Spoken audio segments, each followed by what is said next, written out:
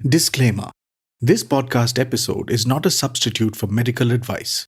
We highly recommend that you please consult a medical professional before acting on any information heard on the podcast. Listeners' discretion is strongly advised.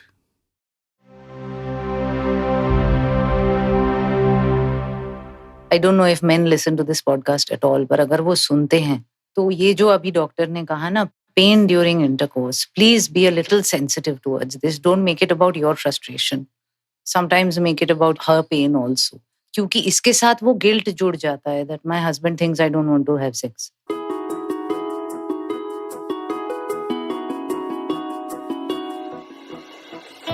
This is Mind, Body, Money with Ria, presented by GMAX Studios.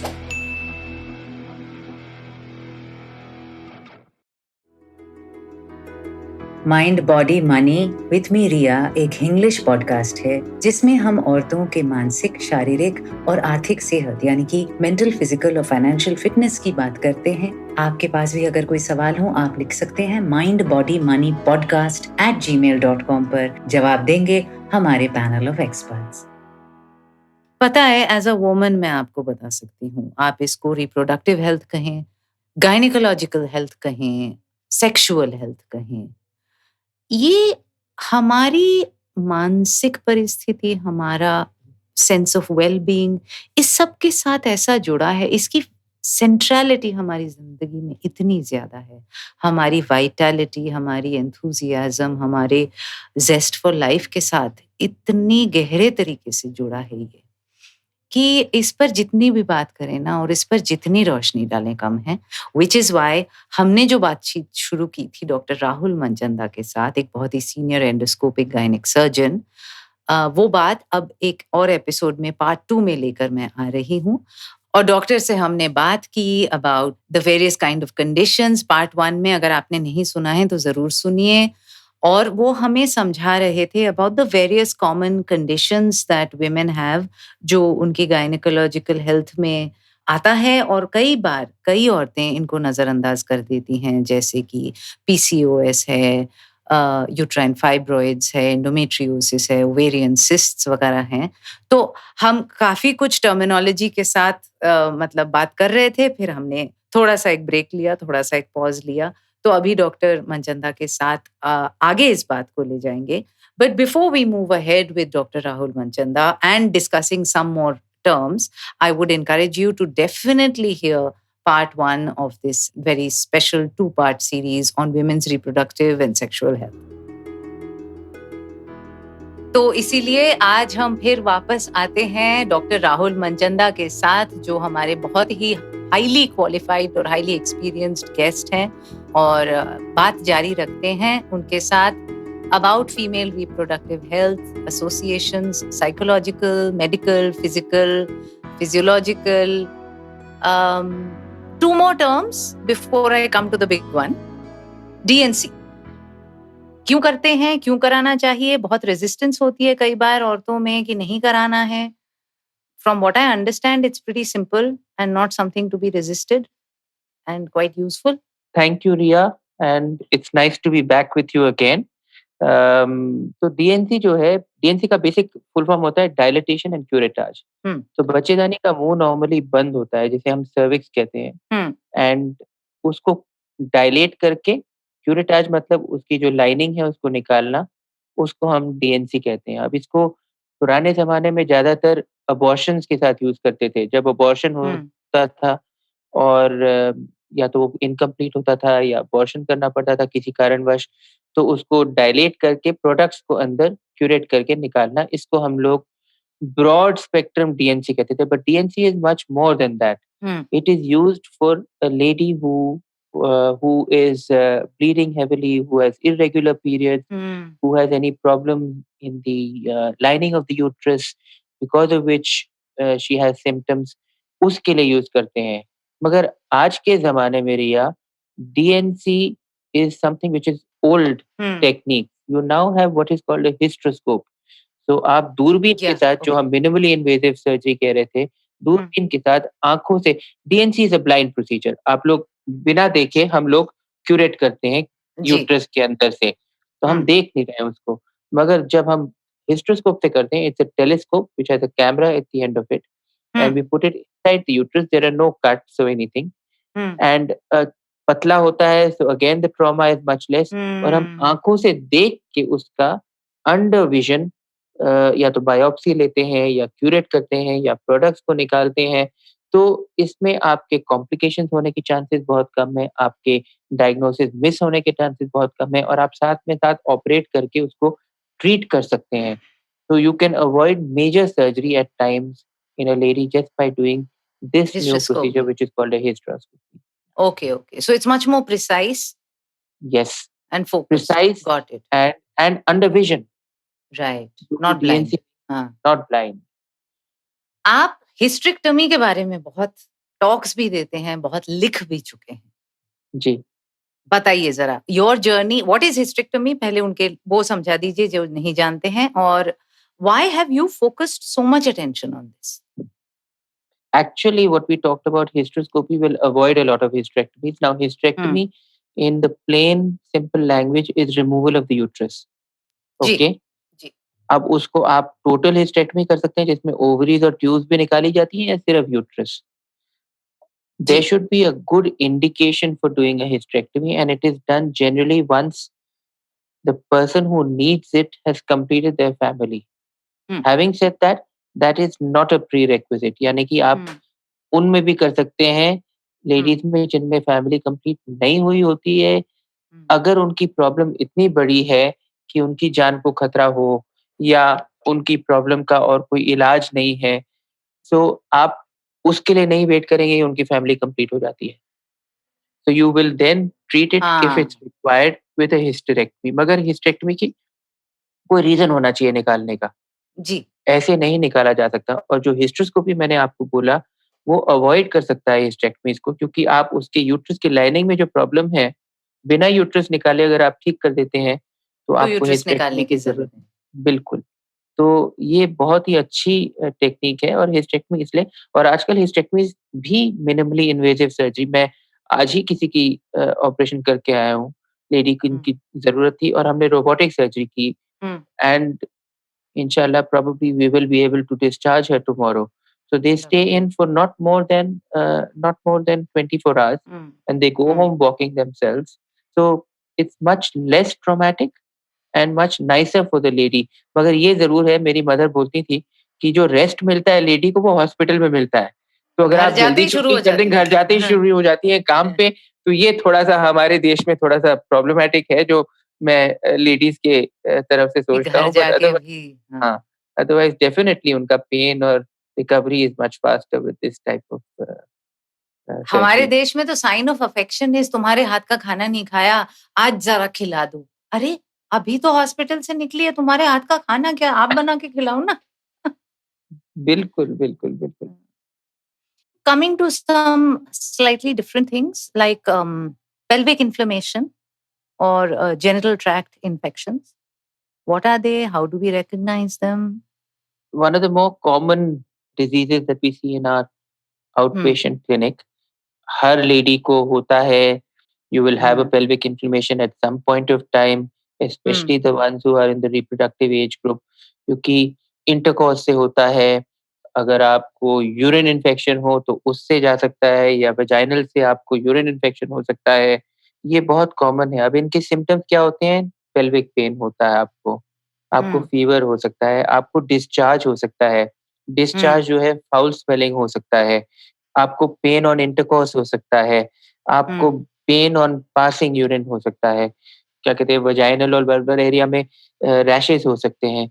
These are all symptoms जो हमें हो सकते हैं when we have a pelvic inflammatory disease. So it's important to जल्दी इसको पकड़ में लें और इसका इलाज कराएं। और अगेन इग्नोर ना करें इग्नोर। और एक चीज मैं आपको प्लीज बोलना चाहता हूँ, जो आपने लिसनर्स को आप बोले, कि खुद ट्रीटमेंट ना करें इसका, क्योंकि आप क्या करते हैं, 2 गोली खा लेते हैं, 2 गोली खा के थोड़ा राहत मिल जाती है तो उसको आप छोड़ देते हैं, इससे रेजिस्टेंस बढ़ता जाएगा और फिर इतना खराब हो जाएगा, दवाई असर करना छोड़ देगी। तो आप अपने डॉक्टर के पास जाएं, कौन सा इन्फेक्शन हुआ है, बैक्टीरियल हुआ है, फंगल हुआ है, आपको वायरल हुआ है, ये सारी चीजें का डायग्नोज करके फिर उसका स्पेसिफिक इलाज कराएं, जो कि बहुत हाँ, इम्पोर्टेंट। आई थिंक कोई ब्रॉड स्पेक्ट्रम क्रीम भी लगा लेती हैं औरतें, जो कि कई बार हाँ, कर जाता है। और वो ऊपर से और उसको क्योंकि उसमें स्टेरॉइड्स होते हैं कुछ-कुछ में, हुँ, जो लोग दे देते हैं, तो वो that can cause more problems. तो प्लीज़ विज़िट योर गायनेकोलॉजिस्ट, उनको देखने दें, उनको एग्ज़ामिन करके, सिम्पटम्स हुँ। पूछ के, फिर स्पेसिफिक उससे इलाज करवाएँ, जो आपको इन्फेक्शन है। क्योंकि नहीं तो ये बढ़ के फिर और आपको प्रॉब्लम दे सकता है, इन्फर्टिलिटी में जा सकता है, दिक्कत जी, कंसीविंग में जी, होती है, तो ये बहुत इम्पोर्टेंट है। जी। And I don't know if men listen to this podcast at all, पर अगर वो सुनते हैं, तो ये जो अभी डॉक्टर ने कहा ना, pain during intercourse, please be a little sensitive towards this, don't make it about your frustration, sometimes make it about your her pain also, क्योंकि इसके साथ वो गिल्ट जुड़ जाता है that my husband thinks I don't want to have sex. अरे वो वैसे ही बहुत दर्द से इम्पोर्टेंट। झेल रही है, ऊपर से उसको और गिल्टी किया जा रहा है। ये चीज़ रिया मैं आपको बोलूँ, हुँ। एंडोमेट्रियोसिस के साथ बहुत है। हुँ, आप जानती नहीं होंगी या जानती होंगी, जो हमारे बहुत नामी सलमान रश्दी जो हुँ, राइटर, हुँ, उनकी वाइफ को था, और one of the reasons that they separated is because of this. She then eventually had a child by IVF whatever. Hmm. डॉग आप पिछले एपिसोड में भी एंडोमेट्रियोसिस के बारे में बोल रहे थे about what a complicated condition it is. Part 1 में जिन्होंने नहीं सुना है वो सुन लें about what this silent condition और दिस साइलेंट किलर इज। बहुत औरतों को होता है पर उन्हें पता नहीं होता है कि उन्हें है। So it's important to be sensitive. And again, I'll tell you a small anecdote. I remember doing a hmm, talk at the Gymkhana Club, और वहाँ हम्म। पे लेडीज टॉक होता है तो मेन तो भाग जाते हैं, और मेरे से किसी हस्बैंड ने पूछा कि हमें अलाउड है। मैंने कहा बिल्कुल, आप तो ज्यादा इम्पोर्टेंट है, क्योंकि correct. It is the man in the family who should know and who should be able to, because the women will never talk about it, right. And men should know how to treat the woman and to take care of her, because this hmm. is what it is. It's a partnership. It's जी something that we बिल्कुल। look after each other in the family. और हाँ, अगर lady हमारी family में बीमार हो जाती है ना, तो मैं आपको बोलूं, घर रुक जाता है। घर रुक जाता है, सब कुछ बंद हो घर रुक जाता जाता है। है, और बंदा घर लेट जाए रुकेगा तो 7 दिन। बिल्कुल, बंदा लेट जाए 7 दिन कोई फ़र्क नहीं पड़ता। Work carries on, but with a right. Woman the whole house goes for a toss. तो ये हमें सोचने की ज़रूरत है, और हम मेन folk को अकल लगाने की ज़रूरत है कि हम अपनी लेडीज़ को स्वस्थ रखें और उनकी चिंता करें, नहीं तो हमारा ही नुकसान है इसमें। डॉग आप कह रहे थे जब हम पहले भी बात कर रहे थे पिछले एपिसोड में भी कि इन सारे जो कंडीशंस हैं जो हमने पार्ट 1 में भी डिस्कस किया और जो हम पार्ट 2 में भी डिस्कस कर रहे हैं, इन सब के साथ complicated pregnancies, difficulty to conceive, infertility वगैरह एसोसिएटेड हैं। प्रेगनेंसी डिले या मुश्किल हो सकती है, पर इनमें से किसी भी कंडीशन के साथ अगर कोई प्रेग्नेंट हो जाए, how risky is that pregnancy और क्या प्रिकॉशंस लेने चाहिए फिर? आजकल इनफर्टिलिटी मुझे बोलना नहीं चाहिए रिया, दे हुँ, call it सबफर्टिलिटी which is supposed to be more politically correct, but the woman has less fertility. Hmm, Anyway, having said that, अगर प्रेगनेंसी हो जाती है, तो सबसे पहले every pregnancy, since we are living in a place which has access to medical facilities, definitely you should go and visit the doctor at least 5 times during your pregnancy. Right and again going by the ये neighbourhood advice of मैंने तो अपनी pregnancy में ये भी किया था, वो भी किया था, मैंने फुटबॉल भी खेला था, मैं एवरेस्ट भी चढ़ी थी। Just because your neighbour did it doesn't mean you have to do it. It's not a competition, right? बिल्कुल ठीक, and that is in every sphere of life. But hmm, yes, also realize that like you said, every lady's journey is different. आपकी journey अलग है, किसी और की हुँ, journey अलग होगी, और आपकी जर्नी आपके फर्स्ट प्रेगनेंसी या सेकंड प्रेगनेंसी या थर्ड में भी प्रेगनेंसी या अलग फोर्थ होगी। हाँ, बिल्कुल अलग हो सकती है। अपने डॉक्टर से एक बारी बात कर लें। अब ये ना हो कि अगर आपको आपकी हिस्ट्री खराब है और आप फुटबॉल खेलने लग जाएँ जैसे लग आपने बोला, जाए जिम तो में वेट आई हैव सीन हाँ, women lifting weights with a 9 month baby bump, हाँ। So but it not every woman can do it. Yes. Also, not everyone should do it depending on your hmm, history of what kind of a pregnancy you're undergoing. और अगर हुँ, आपको ये सारी चीजें हैं, जैसे हमने बोला एंडोमेट्रियोसिस है या हुँ, फाइब्रॉइड हो और प्रेगनेंसी है, तो अगेन अपने डॉक्टर के साथ ही आप उसको निगरानी में रखें और वो आपको बताएंगे कि क्या करना है इसमें और कैसे आपने एहतियात बरतना है, फाइब्रॉइड कहाँ पे है, कितना बड़ा है, कौन से प्रॉब्लम्स आपको हो सकती हैं। ये सारी चीज़ें उनके साथ सलाह-मशवरा करके फिर उनकी जो है निगरानी में ही आप इसको जी, प्रेगनेंसी जी, कंटिन्यू जी। करें। Doctor Manchanda, now this podcast is called mind body money और जहां तक मैं समझती हूँ मेंटल हेल्थ और गायनेकोलॉजिकल और हार्मोनल हेल्थ का काफी क्लोज कनेक्शन है। आपका क्या तजुर्बा रहा है इस बारे बिल्कुल ठीक बोल रही हैं आप। मेंटल हेल्थ और गायनेकोलॉजिकल हेल्थ काफ़ी तालमेल है और लिंक है। हमारे आई यूज़ द टर्म हमारे बट लेडीज़ के जो ओवरीज़ है वो 2 हार्मोन्स को प्रोड्यूस करती हैं नॉर्मली। एक प्रोजेस्टेरॉन होता है और एक एस्ट्रोजन। में? और मेरा ये मानना है कि एस्ट्रोजन ऐसा हार्मोन है जो कि वरदान है लेडीज़ को हम्म क्योंकि वो सब चीज़ का हेल्थ देखता है। चाहे वो बोन हेल्थ हो, चाहे वो उनके रिप्रोडक्टिव हेल्थ हो, चाहे वो उनके स्किन की हो, आइज़ की हो, हार्ट की हो, even a lot of the hormonal imbalance can cause a little bit of a mental upset. आप देखेंगे कि लोग हम्म लोग पीरियड से पहले थोड़े इरिटेबल हो जाते हैं। हम्म बेबीज़ होने के बाद लेडीज़ जो हैं कभी-कभी जिसे हम कहते हैं डिप्रेशन में चली जाती हैं। तो ये सारी चीज़ें होती हैं लेडीज़ में और जानेंगे knowing is being able to deal with it ji you know ji which is very important. तो ये चीज़ होती हैं और उसको कैसे मैनेज करना है, हमें सिखाना चाहिए। टू सम एक्सटेंट होता है ये। तो that is not really something that we need to worry about. जब ये इस हद तक बढ़ जाए कि आपके मानसिक संतुलन को ये हिला देता है या आप कुछ जिसे कहते हैं सुइसाइडल थॉट्स आते हैं या कुछ और प्रॉब्लम होती है, then it becomes problematic and we need to obviously then take care of it. and And look at a psychologist also maybe or yes, whatever. it's But very most important. important is to know क्योंकि वही जो है ना तुम दर्द नहीं सह सकती वाला जो एक व्हाइट वॉश हो जाता है एक पेंट ब्रश से, उसी पेंट ब्रश से हो जाता है। लड़कियां तो मूडी होती हैं, बस बिल्कुल। हो गया। हाँ, बट उन मूड्स के पीछे हार्मोनल इम्बैलेंस हो सकता है, बहुत कुछ हो सकता है which can be looked into I guess. चलिए, तो ये तो And बात हो which गई माइंड की, पर जी, एक तीसरा लफ्ज भी है इस पॉडकास्ट में और वो है मनी। और ये सारे जो प्रोसीजर्स हैं, आप जो करते हैं, वो बहुत ज़्यादा अफोर्डेबल तो अक्सर नहीं होते और सस्ते ऑप्शंस के चक्कर में लोग गलत कदम उठा लेते हैं, अनक्वालिफाइड सर्जन्स के पास चले जाते हैं। So, is health insurance the best way to manage the financial aspect? बहुत अच्छा बोला आपने एंड मुझे ये मेरा बहुत ही वो क्या कहते हैं दुखती रथ पे आपने हाथ डाला है जब आपने बोला अनक्वालिफाइड सर्जन्स ट्रीट करती हैं। मेरे को हाँ, पेशेंट्स आते हैं कि सर्जन ने हमारी ओवरीज निकाल दी, सर्जन ने ये निकाल दिया, वो निकाल दिया। You see patients, so you need to definitely go to a qualified person. But hmm, coming back really to your question, whether hmm, health insurance is the way, well, hmm, it's not the only way I feel, but it is hmm, definitely a start and one of the ways. So I hmm, would recommend, मैंने अपनी family के लिए ले रखा है कि हर आदमी health insurance ले और ये जो हुँ, स्कीम गवर्नमेंट ने निकाली है this Ayushman Bharat, I hmm, think it's a step in the direction, but I hmm, still don't know how it works. I must be honest, and it needs to be reinforced or enforced. But health insurance is very important.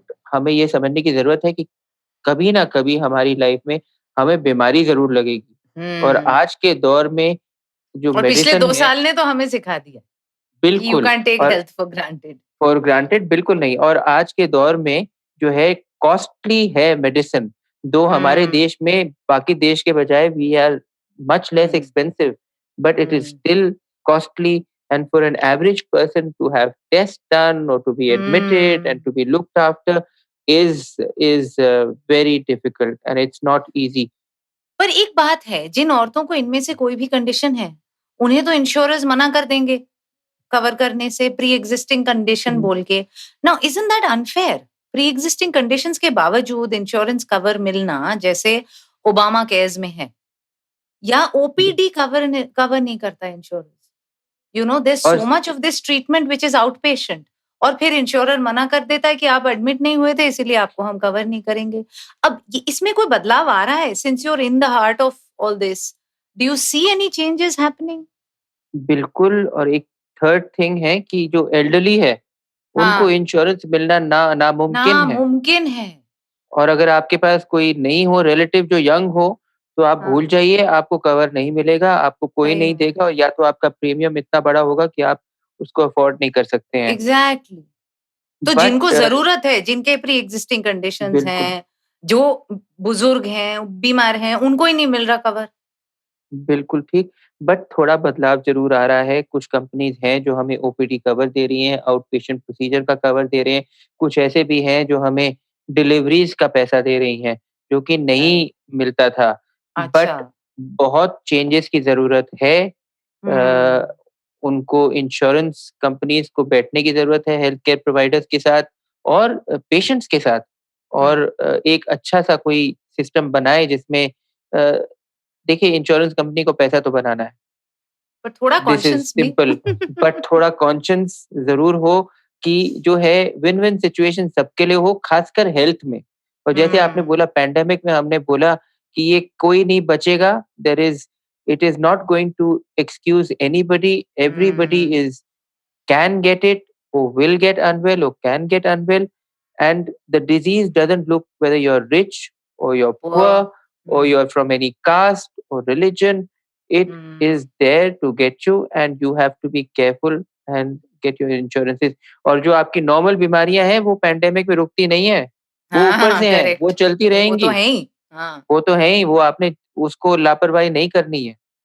तो जाने से पहले doctor Manchanda, the stage is yours. आप बताइए, you have the microphone. मैं चुप हो रही हूँ. Indian women, gynaecological health, misconceptions, miss information, आपको जिस भी चीज के बारे में आज बोलना है प्लीज शेयर कीजिए. देखिए, मैं हेल्थ के बारे में तो बहुत कुछ बोल दिया, बट मैं इंडियन वुमन के बारे में ज़रूर बोलूँगा। छोटा-सा संक्षेप में बोलूँगा कि हमें ये, जैसे मैंने बोला कि we need to take care of the Indian woman because we live in India, but woman in general, and women's health is most important. और अगर हम वो नहीं करेंगे तो हम 50% अपनी पॉपुलेशन को अलग कर देंगे, जिसके ऊपर हम निर्भर हैं, जिसके ऊपर सोसाइटी निर्भर है। And no society, country can progress if they sort of neglect don't their look women. at or they neglect their women. It's as simple as that. क्योंकि राइट. पूरी फैमिली उन पे निर्भर होती है।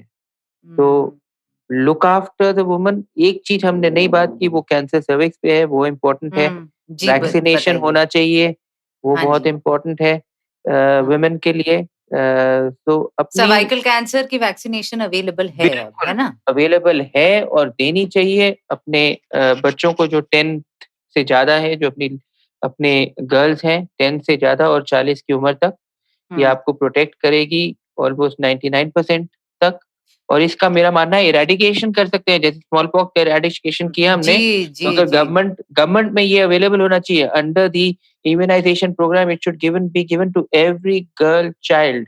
Thank you for mentioning this. मेरे दिमाग से निकल गया था. आई थिंक सर्वाइकल कैंसर के 3 शॉट्स होते हैं जहां तक मुझे याद बिल्कुल, है. बिल्कुल, बिल्कुल। At a gap of whatever, और इतना आपको प्रोटेक्ट करता है, लाइक यू सेड 90% से ऊपर उसको प्रोटेक्ट जी। करता है.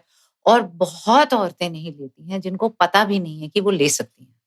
बिल्कुल, और ये लेना हमें अनिवार्य कर देना चाहिए। We should make it compulsory to take, and it should be hmm. Put in our programme, and I am quite certain that we will be able to eradicate it if given in this right. fashion. 10 to 40 is the age group, is it?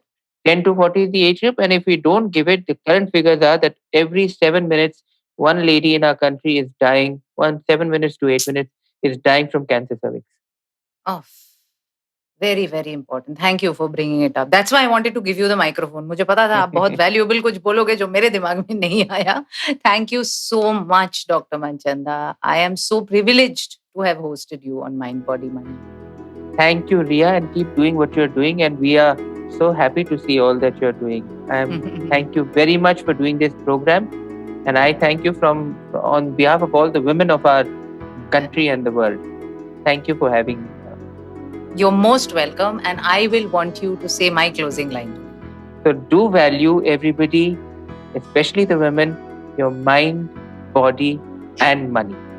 Wonderful. Thank you. Thank you so much, Dr. Manchal. Thank you. That was Mind, Body, Money with Ria, presented by GMAX Studios. This podcast was produced by RM Word Pictures. Audio design, Indranil Bhattacharjee.